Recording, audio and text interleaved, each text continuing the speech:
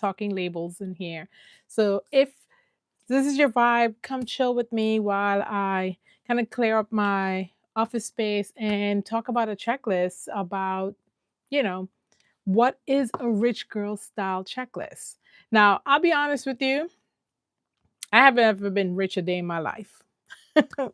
Rich in when we talk about in the monetary kind of things. But that has not stopped me from living a fabulous life, or at least being able to put together a style that just screams that's expensive or she got money. And in fact, I have none. Okay, so if you're new to my channel, my name is Ayana Peterson. I'm the Thrifting Diva, and on this channel, we are talking about how to really live a luxe life on a budget. And then today, I want to talk about a checklist of things that you should have in your closet, or how to get a wardrobe going that screams expensive without you having to drop a dime. Now, if that's what you're about, if that is something that you are, hey, you are scrolling around, checking through, and you're like, what is she talking about? Then go ahead and give me some love, some hearts, or even subscribe to the channel if you have found your people. Now, I am not about gatekeeping. Like, I am a girl's girl, and I do not understand where, when people are gatekeeping the things that is going to bring us up or bring us to a better you. Why people gatekeep, I'm not sure about that. Maybe it's because they just, don't want other people to understand and to know and to have. But that's not me. Okay. So if I find something, I'm going to let you know where I'm finding it from. If I find a way to save money, I am absolutely going to let you know where and how, because to be honest with you, that's what people want, right? No one wants to feel like they got duped in buying something. No one wants to feel like they got scammed. No one wants to pay a dollar extra. And in today's economy, no one wants to pay a cent more, because literally we don't have a cent more. So we are, that's what this is about. Hey, Thrifting Atlanta, thanks for joining. Thanks for jumping on. Right now we are talking about the rich girl style checklist, and hoping that, I could put out some information out there on what that checklist really includes. And maybe you can let me know if you already are hitting those off on the rich girl style checklist. As I said earlier, I've never been rich a day in my life. I would love to be rich, because it comes with its privileges, let's be real. But that doesn't stop me from curating a closet that looks expensive without having to spend all the money that one will do if they were rich. Okay, so let's jump into this checklist right now. And the first thing, and if you've heard my last video, you would hear this again: tailoring. Tailoring on the checklist. Just write it down. Grab a piece of paper, write this down, because I'm about to drop some gems here. I did not realize just how important being able to tailor your clothes, especially if you're not rich and you can afford clothes that's already tailored to you. That's a different discussion. But I did not realize until I started doing it just how powerful being able to have things that are tailored to you will bring up your whole level. It is a different level than you probably have not noticed, because if you're not tailoring stuff. Now, people are going to say, yeah, tailoring is mad expensive. And I'm not saying that you need to tailor everything. But for those occasions where you need to stand out, if you're going to a wedding, in the Caribbean, we dress to the nines for weddings. In America, it's a little different, which is kind of weird. But anyway, in the Caribbean, you dress to the nines for a wedding. If you're going to a bridal shower, you go into a garden party, and you have something that is tailored, man, I'm telling you now, you are going to stand out. Okay, you're going to look rich. You're going to look like, oh my goodness. And that's why, like, for men, when they have their suits tailored to them, not just buy it off the rack, tailored to them, where that person determine what is your armpit length, what is your shoulder, where's your butt start, end, all of that, it will make a ridiculous difference. So on your checklist, if you can um, invest in finding a tailor, one, because there are not that many around in these day and age, but finding a tailor, um, talk about the power of a fit when your clothes is tailored. I'm telling you, even the $10 blazer you will find, or the $5 blazer from Goodwill, tailored to you, is will make it look like it's a $1,200 blazer. And that's it, right? So while some people be like, "Oh, I don't want to go to the tailor to do these things," just remember, like, if you want to look expensive and you're spending already low money at the Goodwill because you're buying maybe a $5 blazer or a $10 blazer, and then you spend $25 to get it tailored, or $30 to get it tailored, and now it looks like $1,200. Like, no brainer. No brainer. If you're going to a interview and you're wearing a suit, that suit better be tailored. It should be tailored, because you are already going to walk in. One, your confidence is going to be like, damn, damn, damn. But two, when they look at you and see, like, geez, this person look like power. They look like money. They look confident. Everything falls into place. And it's the power of the fit when it is tailored. So put that on your list, that you need to find a good tailor if you are trying to get some rich girl style vibes. Like, oh my goodness, I'm telling you, I promise you, the minute you do it, I want you to come back to this channel and be like, Ayana, girl, girl, you were right. So I'm just telling you, it's about the tailoring. So that's number one on the checklist. Now I have a little list. If you see me scroll over to the right, that's because I'm trying to keep on track and not just talk and blah, blah. Hey, Nisi. Hey, girl. Thank you for joining. Okay. The next one is shoes. And this goes for men and women. Shoes speak first. People walk in, and sometimes I do wonder, like, do they see what's on their feet? Do they see that they're if I have any scuff on my shoes, it's time to put it down. It's time to move away. If it can be brought back, because I do, besides a tailor, the other person I have on my backup for my clothing is a shoemaker, right? Or a cobbler, as they used to call them. I I am obsessed with ensuring that, one, good shoes made with good quality leather mostly is going to last me a while. But if there's any scuff marks or things that does not look all right, I take it to there first if it's worth saving. Okay. No peeling faux leather. Like, ladies and gentlemen, if you see it peeling at the thrift store, leave it the hell alone. Don't bring that home. It's done. It's gone. Leave it home. Leave it there. Leave it there. Don't bring it home. Don't bring it home.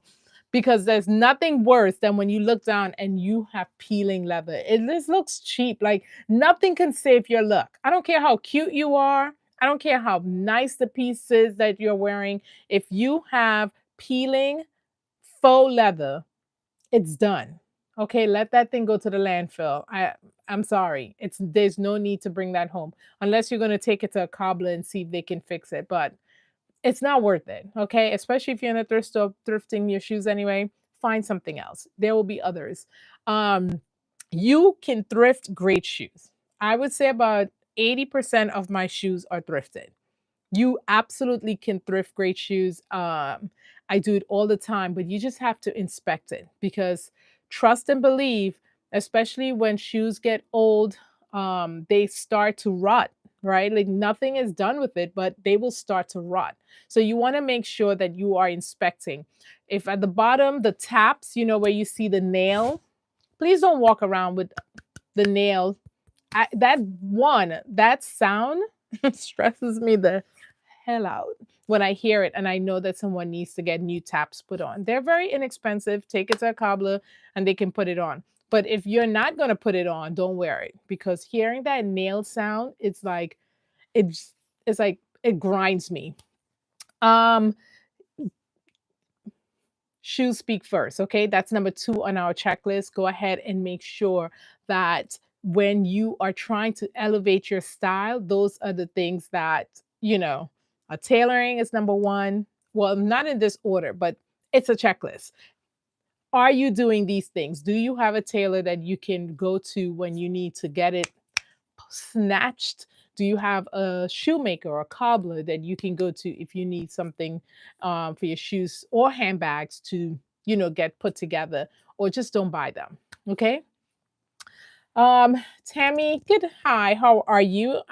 You're 9 years old. Well, hopefully you're looking to put together your rich girl style checklist, Tammy. Nisi says the since the items are used, I thrift nothing but the best, no holes, tears, stains, etc. Listen, that should just be the caption. If we're going to thrift, it's already inexpensive, then we're going to thrift the best of the best in the secondhand world. Why? Why even bother coming home with something that has holes in it, tears, stains that can't come out, all those different things. So please. Um, I'm going to hit this one, and it's going to be, I want those in the audience listening right now or in the replay. Let me know if you are a neutral color person or intentional color. I am going to go with myself. Look, my skirt in the back. I am intentional color, right? Like I do not like, and yet I'm wearing neutrals as we speak. But here or there, it's good to have some neutrals in there. But in general, I tend to wear color. And actually I'm wearing the neutral, but then the pants here is a nice little pink color. Are you someone who likes I would say you could do either or. However, pick a palette. I would say pick a palette or make sure the palette is, if it's intentional, that you know what you're pairing with each other. Rich girl style tends to be whites, deep chocolates, sleek blacks, but I am telling you, it does not have to be there. It doesn't have to be in that neutral line for you to to have that still rich aesthetic. I would say what brings the aesthetic together more so than the color is the intentionality of how you're pairing the colors together. Okay? And so when we walk the not only the colors that you're pairing together, but your accessories that you're doing it together. I love color. I'm a Caribbean girl, so maybe that's where it's from. But I also can get down with some beautiful, muted, monochromatic looks any day, as long as it's intentional and it looks good. Now, another discussion we'll have about what colors are right for you, because there are definitely some colors you won't really catch me in, because I just don't think they bring out my undertones and stuff like that. But different discussion. However, in the rich girl style checklist, you want to make sure what are the colors that's going to make me look like I got money? What are the colors that make me look powerful? What are the colors that make me look like, girl? What are the colors that when I walk in the room, someone is doing, who that? Or girl, that looks gorgeous in you. Those are the things that you want to be thinking about, because that is exactly where you're going to start seeing elevation in your looks or not. Okay. Knowing the colors that work for you is so important. And so many times I see people, even though they talk about, these neutral colors, like not everyone should wear cream. It's just not a color that's going to work well with their undertones. Not everyone should wear white, because it's not going to work with them. I don't wear reds because it just seems like it clashes with my undertones. So just know what your colors are, because knowing that what works well for you, knowing what will photograph well on you, that is where we start to hit that, girl, she look expensive every time she walk out the door. Okay. All right. So we talked about tailoring is everything. We talked about shoes speaks first. We talked about the intentional color palette that you're going to create for yourself, knowing what goes first. But let's talk about textural luxe. And so textural luxe is about the texture of the clothing that you're wearing. And if we're talking rich girl, we're talking high end texture. When you go into high-end stores, you tend to see these textures more. They cost them more, but that doesn't mean you can't thrift them either. Okay? All right. So we're going to talk about satin. We're going to talk about cashmere. Oh my God. If you see cashmere in the thrift store and there are no holes in it because it's too old, grab it because it just, it's a bonus when you thrift it. It's a bonus when you thrift cashmere. It's a bonus because cashmere is one of those rich girl texture, period. Like no one's gonna say diddly to you. You put that on with some nice trousers, a pencil skirt, some tall boots, and we are in we're in Club Monaco. Okay? You want to be able to identify those luxe textures to bring and elevate your closet. We're not talking about polyester anymore. I know that was the vintage thing, but if you have a closet full of polyester, it's just maybe if you mix it in with other textures, but most of the time when I see the polyester, they're using it with the polyester. I don't know what the texture is for like the low end Shein materials, like when Shein first came out, and they were always like these thin material that you're like paper. I don't know what that material would be considered, but we want to stay away from that. Okay, we want to have some weight to that. If there's weight to the item, then you know you're in the right playing zone. If there's none, wonder about that. It's not the rich girl thing. It's not should be if you're making a checklist of what your rich girl style would be, then cheap material is not on the list. Okay? And I'm saying all of this tongue in cheek because I did all the wrong things when I first was developing my style. When I first started thrifting and I could find really cheap stuff, I started, I bought all those things, but it didn't last. And one, it just did not look appealing on the body. It didn't look rich, it didn't look expensive, it looked cheap. So we want to avoid those types of materials. Try to go for leather, satin, linen, 100% cotton, all those different materials that's really going to stand up to the test of time, but they also are going to scream expensive. Because in the rich girl style, even if we're getting it at a discount, like we're getting it on clearance, we're getting it at the secondhand store, consignment store, we still want to make sure that at the end of the day, when we put our looks together, we look expensive. We don't have to spend expensive money on it. We don't have to drop a check on it, but we want to still look expensive. Okay. Um, I'm going to talk about signature style over trend hopping. Now, this is a ooh. So recently, I went to Japan, an amazing transformational experience, by the way. And I had an opportunity, obviously being there for 3 weeks, to really check out the style. Like, what are Japanese girls, women wearing on the streets in 2025? And I would say that one thing I would give them is that maybe because everyone dressed alike, there is no trending stuff. Uh, but they did look, everyone looked expensive. And I know they weren't spending a lot of money on their clothes because then when I shop, their clothes are not expensive. Like shopping there is amazing. However, they all had a signature style to some extent. Although I would say for the most part, a lot of them kind of copied, they had it's a it's a country signature style, if that makes sense. But in this discussion, I want to say that for that style, that rich girl style checklist, develop a signature style, something that you love, something that you can pull off, feel confident pulling off, not somebody else's style. Now, can you take tips and tricks from others and, widen your aperture to say like, oh, I would never have thought to put something like that together, which is what I did when I went to Japan. Although their style is not mine per se because they're very muted color palette, muted, like 4 colors: white, black, cream, grayish, and gray. That's their color palette.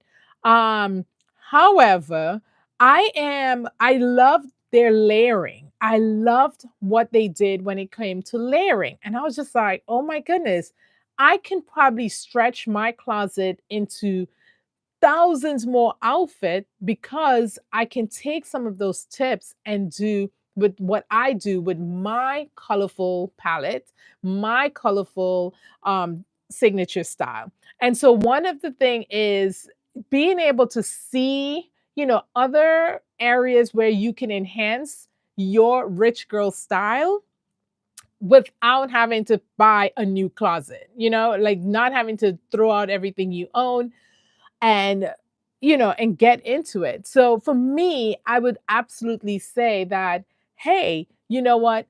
Get get a signature style. Like for me, I'm already or tinkering with my signature style after I came back from Japan because I was like, ooh, I'm about to add this to the layering. I'm about to add certain things that I wasn't even, I hadn't even thought about. And it's only by not living there, but by being there for about 3 weeks, I was able to like, ooh, I know what I'm going to do. I'm going to, how I'm going to play with some of the pieces that I have at home that I could do more with. Okay. So don't worry about the trends though, because those trends are going to come and go. I was just last weekend, looking online to see like what are the trends for the new shoes in the spring. And some of them I love, some of them I don't. I might pick up a few pieces this spring because ballet flats are in, and your girl in her 40s do not rock with the heels every day anymore. So I'm loving that trend because one, it is convenient to me. It is easy for me, and I've always loved the ballet flat trend. I never know why it went out of style, but now that it's back in, I'm all about jumping on it. But you don't have to jump on every trend, especially if it's not something that you're going to feel comfortable rocking. If you're going to feel like, hey, this is something that I can do often and pull off. So, but I do tell people this: if you're trying to try a new trend, maybe thrift it first before you invest any extra dollars in it because you may or may not like it, or it may not be in your head. You see it one way, and when you put it together, it's just not what it's supposed to be. Nisi, you hate flats? Oh my god. Well, then you're not gonna like the ballet flat trend. But yeah, for me, I've gone came around, and there's so many beautiful flats out there now that I'm like, oh, I can rock this in and out day. One of the things that I also picked up in Japan was they wear sneakers mostly. And I'm talking about sneakers with like dainty dresses, which I would never have thought. Their sneakers are definitely more daintier, though. I would say that. But I did like that. And I was like, okay, I'm going to try to incorporate more sneakers while in the spring and summer because it is easy for me, especially since I don't want to wear heels as often. What other shoes are in? I have to, loafers are in, but you don't like flats. And I kind of, because I was looking very specific to one thing, I didn't really go out of the box to look at the other things yet. One of the things that I did find that came is in, and that's is in flats and heels, is the almost like a Spanish rope kind of look that I had a pair that I had bought a couple of years ago, and I was like, "Ooh, I love this." And now it looks like it's all over for the spring and summer. It's like a tied rope kind of look. And they're in flats, and I saw them in heels as well. So you may want to check those out. And mules are staying its course. So if you're into mules, I've seen a few of those in trending.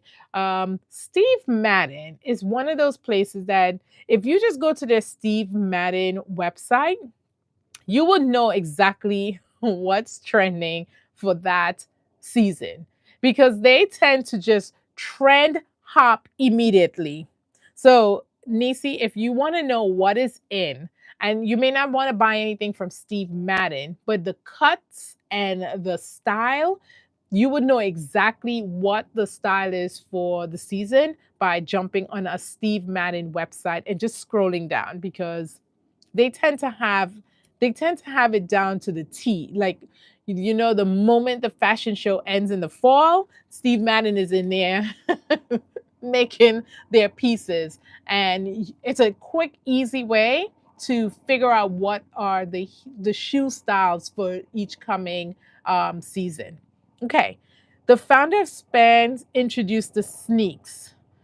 What's the sneaks? Is that the sneaker? Um, is it a sneaker heel kind of thing? Which I saw, and it looks horrible, but I'm sure everybody's going to be wearing it in about 6 months, and then everybody wants to wear it. Okay. I don't like wearing sneakers unless I'm wearing a cute sweatsuit. I can try to do loafers, mules. Okay. Nisi, I I'm not a sneaker person. However, let me show you this. One of the things that I did find in Japan was, obviously, I am not a sneaker person because I'm always find them to be clunky, that they just don't look polished, rich. Anyway, so I go to Japan and, like, I'm like, damn, everyone is wearing these sneakers and they're making it look just so rich. And I mean, I'm talking about women wearing it with these beautiful dresses. And so one of there's a lot of their sneakers have this type of shape in it. It's not clunky, it's short, it's really cute. This one is Onitsuka Tiger, which is one of the craze out there. So I ended up buying two pairs of sneakers from this brand, Onitsuka Tiger, just because when I tried them on with skirts and dresses, I fell in love. I was like, I am so ready and I can do this. The looks just came together. So try maybe, I'm not talking about those big like Nike. I don't like those, just because the big ones, because they always look like maybe I should be wearing a sweatsuit with them for real. But I really liked how they paired their sneakers. So I'm gonna do a video on how to dress up your outfits, like fancy outfits with sneakers. So hopefully you'll stick around on that one, and maybe I can convince you that, okay, let me give it a try, because I know what you're saying. Like, I've never owned any type of I was just never a sneaker person. Even when I was in high school, I did not like sneakers. I just found them to just look weird with cute dresses and skirts. But Japan has changed me, and I'm on board. I am so on board. Okay. So they say it's comfy. I thrifted a pair. They cost over 800. Oh my gosh. Well, I'm gonna check it out. I don't think I'll fall in love with it, but I'll check it out. And Jordan ones are my sneakers of choice. Yeah, and the Jordans also one of those. I just find them to be clunky.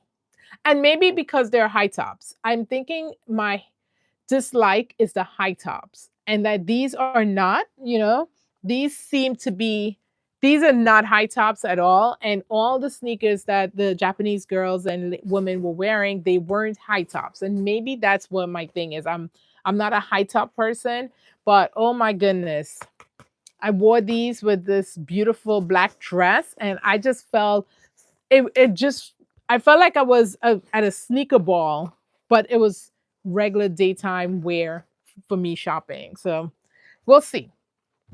Okay, jumping back into our rich girl style checklist. Um, let's talk a little bit about intentional accessories. And so I know a lot of people, I would say the reason I say the word intentional accessories is that you can go either way to me.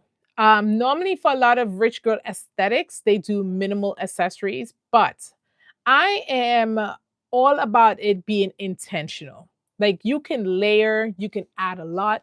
It needs to be intentional though. It can't just be overpowering just because you have it. I'm just putting on everything.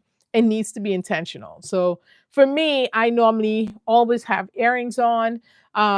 Depending on the type of cut of the bodice line for the dress or the shirt, I may or may not have a necklace. Um, I love some cocktail rings. Love throwing some cocktail rings on, depending on, and I like it when it's unexpected but intentional at the same time. So it's not only when I'm going out to something fancy that I will wear a cocktail ring. I love a bracelet. I just think that that brings out the ring um, that you're wearing. And then sometimes I'm just wearing my wedding ring, but being intentional with accessorizing is key to having that rich girl aesthetic, and trying to make sure that your pieces are not green. If you're not buying the real thing, that they are not discolored, and that it's matching what you're wearing with the whole look. So I say, go for yours. If you want to wear a lot, just make it intentional, and you know what the vibe you're going for, versus throwing on everything you own just because you own it and saying that it's a look. Okay. All right. We're getting to the end. This one, I'm gonna spend a couple minutes on this one because, as I said, we're talking about the checklist. So what we had, if you joined late, checklist tailoring is everything. Get yourself a tailoring. Shoes speak first. You can thrift great shoes. I do it all the time, but make sure no scuffs, no peeling leather, nothing that's gonna people look at the shoes and realize like, ooh, poor person vibes. Okay.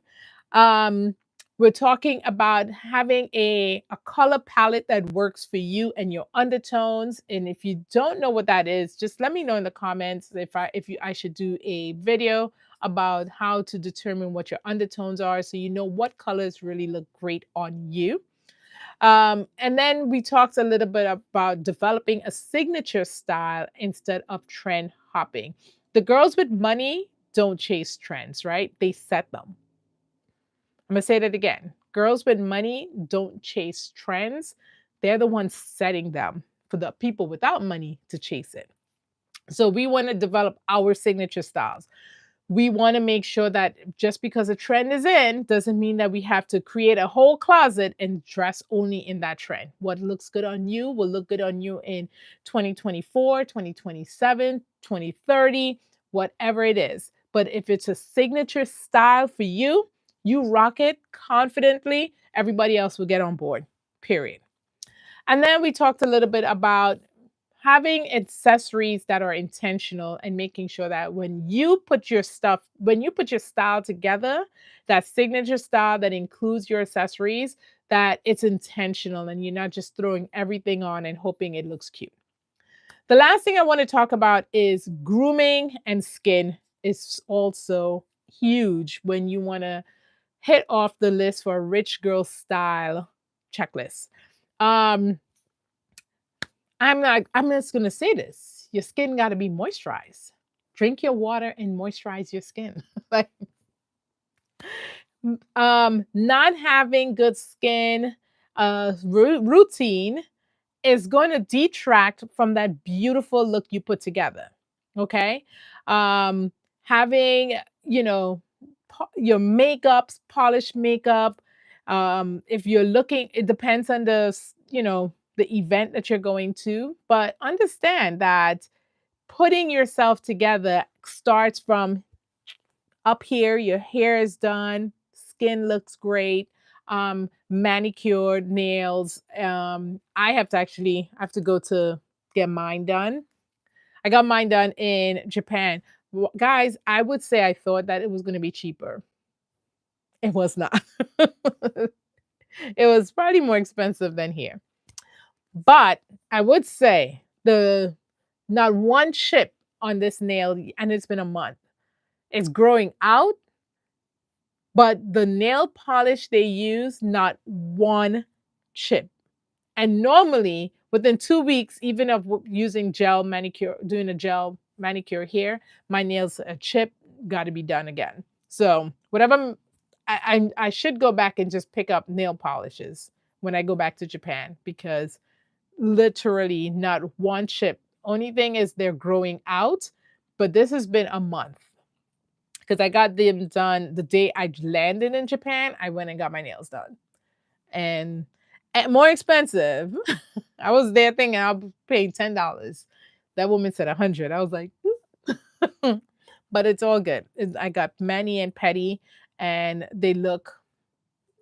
The pedi even looks even more like I just got it done yesterday. So whatever they're using, kudos to them. Okay, but if your outfit is cake, your grooming is the frosting. If your outfit is the cake, your grooming is the frosting. So we want to make sure that we're doing all the other stuff.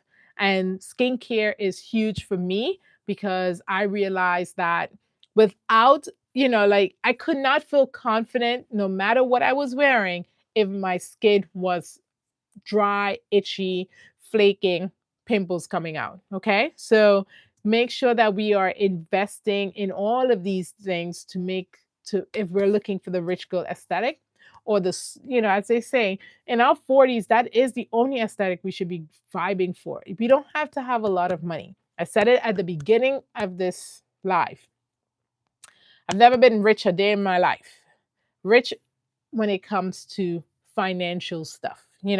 However, you're not going to tell me I look poor walking down the street either. You're going to be mistaken as to what my bank account holds. And that's all good. So hopefully some of these things on this checklist you are already doing, or you're going to be thinking about like, I need to step it up. Because at the end of the day, how we look definitely plays a lot into how we feel, how we show up, how we confront the world, how we confront the good and the bad. And I do think it does have a lot to do with how we treat ourselves, what we wear, how the world looks at us. So if you are not doing any of these things because you're like, well, I don't really care about those things, that's not me, maybe it's not you. But I would give you this, that the world looking at you on a daily, they're making a judgment of who you are. So if you want to start the conversation with them thinking like you're bad, you are baddie from the get-go. You are an expensive baddie. Then do some of these things and I promise you, you are going to see a different reaction from those people because they're going to treat you the way you appear to them. All right. I'm gonna cut off. Like Nisi says, when you're through with your commentary, please give me your thoughts on China. Speaking of how low designer items are made, please and thank you. Nisi, I think everything is made in China. I do think everything is made in China. That is the reason we are able to afford most of the things we are able to afford because if they were made in the United States or in other places in which minimum wage had to be as high as it is, then most of us won't be able to afford the most cheapest of things. Forget the high end things, the most cheapest of things. And now I do believe that in China they are various places like anywhere else that you're going to make things for cheap and you're going to make things you're going to make expensive things. China just happens to be honestly probably the world's manufacturing hub. So for those who believe, and then there are places that will have manufacturing in other countries. In all countries, there's some type of manufacturing facility. However, I would say most things that we get, even the designer stuff, are made in China. And we just either have to figure out what does that mean to our pocketbooks? Like, okay, so it's made in China as long as, or it's made in China, so I don't want it anymore. But for me, it's probably going to be it's made in China, but as long as they're using quality material and charging me for that quality material, then it is what it is. Obviously, now China is like, hey, y'all could come directly to us. And so if I wasn't in the military, I probably would be on a plane to China right now.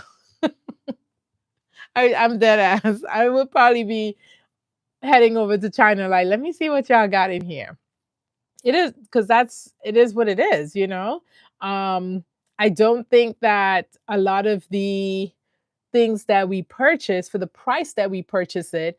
Um, yeah, they have their hand in every designer's products. It's like, like you just have to either like be okay with that and just pay what it is.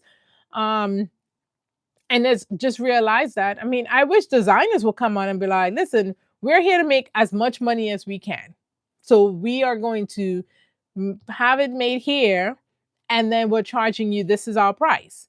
Now, that's fine. That's your price. You want to mark it up 20,000%. That's your price. But don't lie about where you're making it. Like, because now things like this happen, and now people out there like, I don't know if I trust you. So we'll see how this unfolds over the next year, I would say. But I do think that more and more people are going to just go to China, which they've now opened up the borders so that you can go there and shop for like without having to have a visa for, I think, like 30 days or something like that. But China, they have, that's their thing. They have marketed the manufacturing for everything. And so that's what they're gonna like. I mean, you can't knock their hustle because it is, unfortunately, because of, we are just not going to be able to compete with that because we're not going to be able to, open manufacturing companies that is going to pay workers $2, $2 a cup to make anything. Like that's just not how we're going to be able to compete. We're going to have to compete differently. And all these designers are going to have to, people, as we get into recession land, designers are going to have to say like, whoa, or they're going to just have to be like, we're going to have to suffer a loss, because in COVID, designers did not suffer a loss. Designers, during COVID, high-end luxury made its most money during COVID. I think we're going to see the opposite end now in this type of recession that's coming. That's now that people have an alternative, they're going to go the other way. So that's my little 2 cents. All right, well, I gotta go pick up my daughter, but hopefully this little convo chat, and this checklist at the end of the day, that you can start thinking about your own checklist, your rich girl style checklist, because especially in our 40s, like we're not doing Forever 21 checklist, right? We're doing the rich girl aesthetic. We want that. We want to elevate at this point. All right. Well, thank you so much. And I hope to, if this is some information that you like, if this is the type of content you like, please go ahead and subscribe to my channel. I am working hard to stay consistent and come and give you, valuable information and not just chit chat for chit chatting's sake. But if you want to chit chat, just let me know in the comments. And let me know in the comments if there's anything on this rich girl style checklist that you had not thought about, but you're definitely going to put some, you're going to put some thought into it. Well, until the next time, it's your girl Thrifting Diva signing out. Talk to you soon. Bye. Well, thank you. It's actually the flower arrangement back there is actually a faux arrangement. And I got it at the thrift store. I got the vase and the flowers at the thrift store, and I love it because it doesn't look fake. And it's just like a little nice little thing to have in my closet. All right. Well, thank you so much. Bye.